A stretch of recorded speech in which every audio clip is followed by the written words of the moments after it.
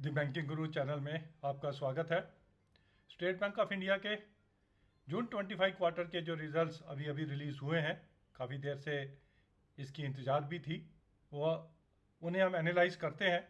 लेकिन अगर एक लाइन में बोलें तो कुछ मज़ेदार रिजल्ट्स नहीं है, but at the same time कुछ बढ़िया रिजल्ट्स एक्सपेक्टेड भी नहीं थे। अगर बाकी सब बैंकों के रिजल्ट देखें जो ढीले ढाले ही थे, कुछ ऐसे ही रिजल्ट एक्सपेक्टेड थे और उन्हीं लाइन्स के ऊपर आए हैं। पहले आइटम वाइज रिजल्ट्स, कुछ अच्छी चीज़ें भी हैं, उन्हें भी हम एनालाइज करेंगे। पहले आइटम वाइज देख लेते हैं, फिर शेयर के ऊपर बात करेंगे कि ये कहाँ तक जा सकता है और इसमें हमें क्या करना है। इंटरेस्ट अर्न 1.39% से कम हुआ है quarter on quarter, that means March quarter से जून क्वार्टर में। Other income has gone down by 28%, 28% से कम हो गई अदर इनकम। होनी ही थी क्योंकि फी इनकम, ट्रेजरी इनकम, बाकी सभी जो इनकम्स रहती हैं उनमें कमी ही आई है। ट्रेजरी इनकम जो 6879 करोड़ थी लास्ट टाइम, अभी वो 2589 रह गई। टोटल इनकम कम हुई है 5.93% से। 1,43,000 करोड़ थी लास्ट क्वार्टर में, अभी रह गई 1,35,000 करोड़। खर्चे की अगर बात करें, इंटरेस्ट एक्सपेंडिड ऑलमोस्ट फ्लैट है, 76,891 करोड़ था लास्ट क्वार्टर में, अभी है 76,923। ऑपरेटिंग एक्सपेंसेस ये एक एरिया है जिसने बचाया है, 22% से इनके ऑपरेटिंग एक्सपेंसेस कम हुए। जहां अदर इनकम कम हुई वहां ही इन्होंने अपने ऑपरेटिंग एक्सपेंसेस भी अंडर कंट्रोल रखे हैं। बहुत बढ़िया, एक्सीलेंट। इतने बड़े बैंक के लिए 35,000 करोड़ से कम करके 27,800 करोड़ हो गए।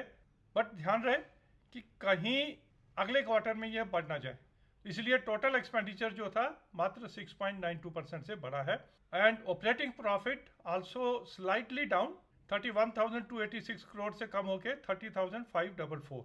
प्रोविजन भी इन्होंने कम किया है, 6,441 करोड़ से कम करके 4,759 करोड़ कर ली। 26% के करीब इन्होंने अपनी प्रोविजन कम की है। टैक्स प्रोविजन बढ़ाई है 6.82% से, and the net profit has gone up 2.77%, 18,642 crore से बढ़ के 19,160 करोड़।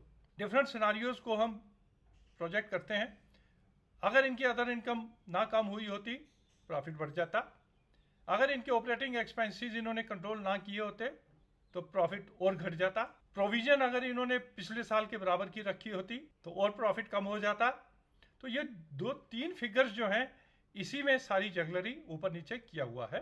हालांकि ग्रॉस एनपीए जो है इनके 1.50% से बढ़े हैं, नेट भी 1.23% से बढ़ा है। Percentage wise gross NPA 1.83%, almost same. Net भी 0.47%, आधा परसेंट से कम ही है। बट स्लिपेजेस जो हैं, फ्रेश स्लिपेजेस, वो बढ़ के आई हैं। लास्ट क्वार्टर में 4,222 करोड़ थी, अभी 7,945 करोड़ हो गई। Percentage wise also slippages have gone up, 0.55% से बढ़ के 0.75% हो गई।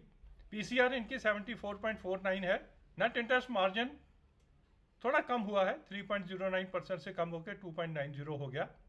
यील्ड ऑन एडवांसेस 8.98 से कम होकर 8.78 हो गई।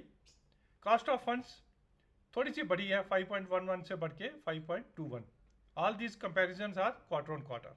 अच्छी चीज़ है कि इन्होंने जो KYP किया था 25,000 करोड़ का, 817 रुपये पे किया था।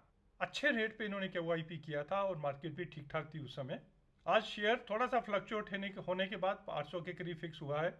800 रुपये पे इनकी प्राइस अर्निंग आती है 9.54। इतने बड़े बैंक के लिए 9.54 की PE काफ़ी चीप है। इस एक्सपेक्टेशन के साथ कि अगले quarters September, December and March state Bank of India के लिए काफ़ी अच्छे रहने वाले हैं। अगर ये टैरिफ का मामला सुलझ जाता है और हमारी GDP कम नहीं होती है तो SBI will be leading the banking platform और उसका बेनिफिट भी मिलेगा।